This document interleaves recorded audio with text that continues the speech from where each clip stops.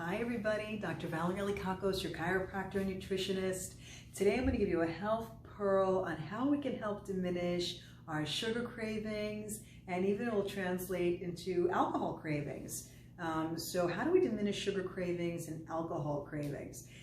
Maybe we want to start taking a little bit better control of our health and not necessarily do away with these things, but just maybe do them a little bit less if we find ourselves eating too much sugar and sugary foods and enjoying too much wine every now and then, or whatever it is that we enjoy.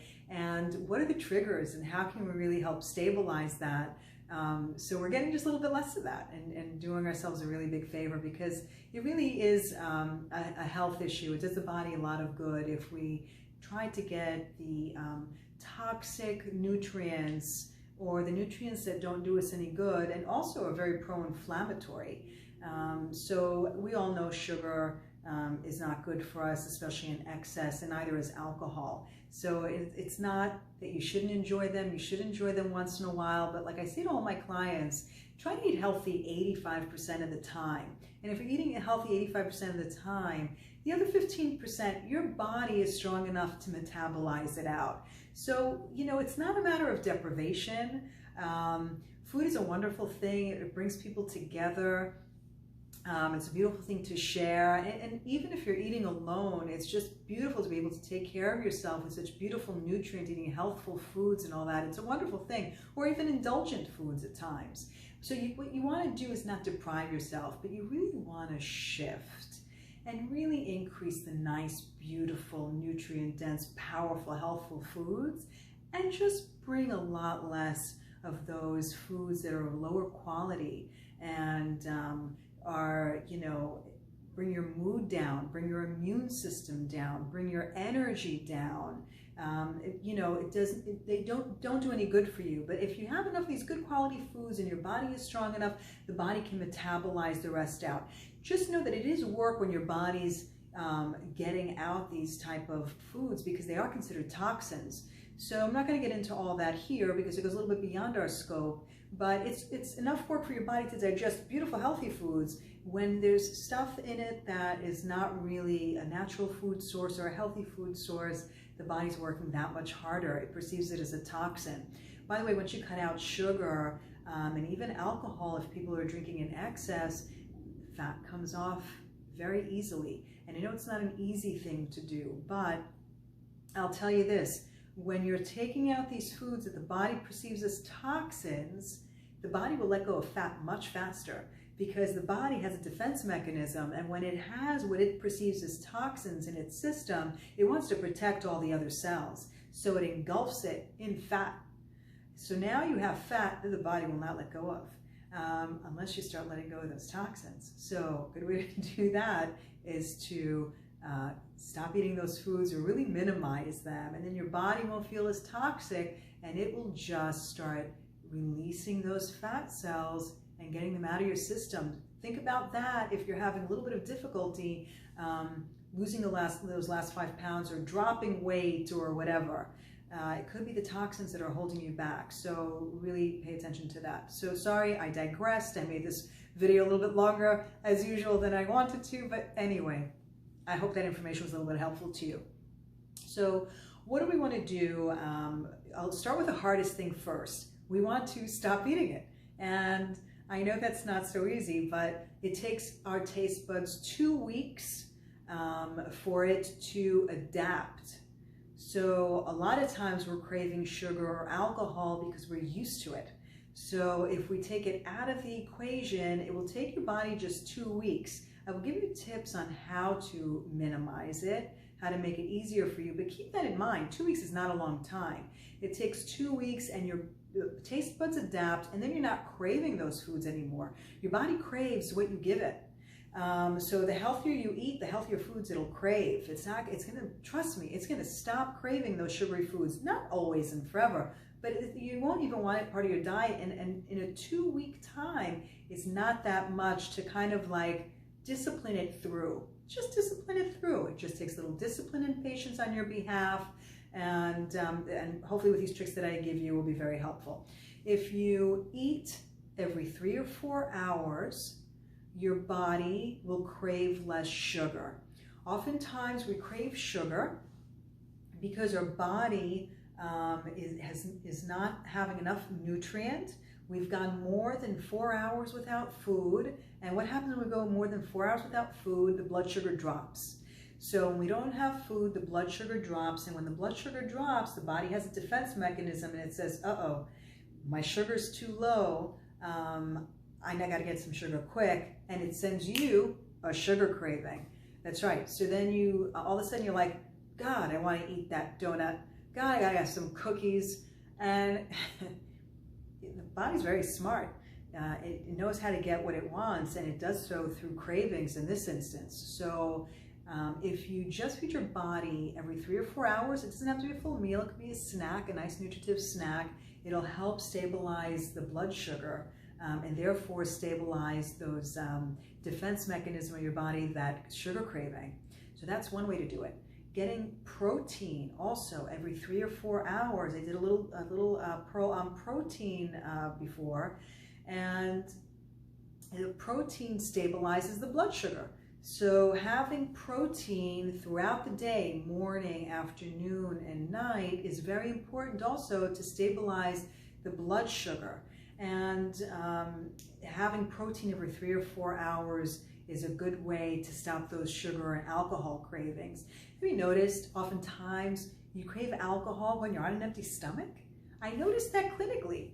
You know, working nutrition all these years, I noticed that people, you know, they really crave a drink when they're on an empty stomach.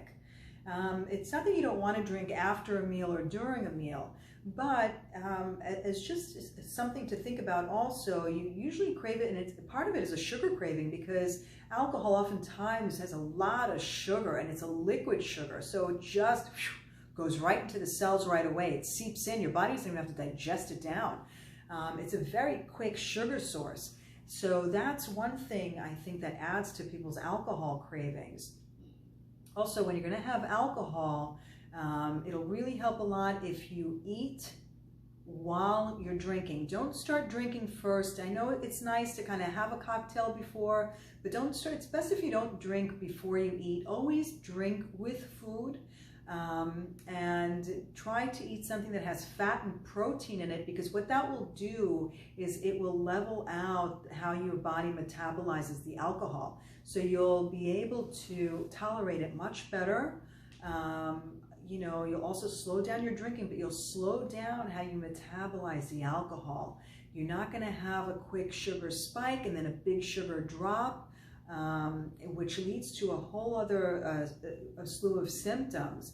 So if you really want to help level out how your body's cleanly metabolizing that alcohol, make sure that you're getting nice, nutritive, healthy protein sources and fat sources, you know, in your diet while you're eating, and eat while you're drinking. Don't start drinking before that.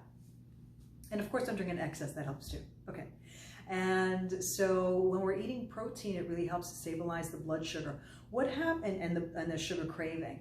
What happens when we have sugary foods, and what happens when our blood sugar is not stabilized because we're not eating, or because we're skipping meals, or because we're not getting enough protein? Well, what happens is this: we have a blood sugar drop, and the blood sugar, instead of burning nice and even like it should be, drops. Has a fast drop, and all of a sudden it sends a signal to your body, I need some sugar. It feels like it's in an emergency situation in your body, so it instinctively sends that sugar craving, and then you go grab something sugary and you eat, and then you get a sugar spike. And then that doesn't last very long, then you get a sugar drop. It never levels out. And what happens, what follows that cycle? By the way, you know, it's not something you'll see these peaks and valleys are not things that you'll see in blood tests. You may say my blood sugar is fine, and it may be within its normal parameters. That's not what this is about. This is a function of the body, and it ties into a lot of things. What happens? What follows your blood sugar? Well, I'll tell you what. Your mood follows your blood sugar. So when your blood sugar is dropping, so is your mood. Oftentimes, that's why we're in a low mood. We're not feeling good. We're a little depressed and sad. We're feeling emotional. We're feeling whatever. Because your mood will follow your blood sugar. What else follows your blood sugar? Your energy. Yeah. your energy will follow your blood sugar. So your blood sugar drops, your energy drops down. All of a sudden you're sluggish. And then that's why you get those afternoon slumps, and you say, I need a quick pick-me-up, and you need to eat something sugary, or you hit the caffeine. A lot of people get that at 2, 3 in the afternoon. You know, they get that thing. So they're getting it, you know, try to stabilize it through these ways that I'm saying. But the energy, the mood, follow your blood sugar. You know, and by the way, having this erratic energy and mood that's going one down, one up, one down, one up is not making you an easy person to live with or be around. I'm just saying. So do everybody a favor, not just yourself, and stabilize that stuff that's going on. Another thing that follows the blood sugar are your hormones. Yeah, your hormones. So stress hormones will start following that, and every other hormone. So that's really creating a ruckus in your body and complete chaos. You're burning like one down, up, down, up, down, up. It's not a good, healthy way to be. You want to be a lean, clean machine. And you're just burning everything easy. You want your blood sugar to be even, your energy to be even, your mood to be even, and everything is going to be much better.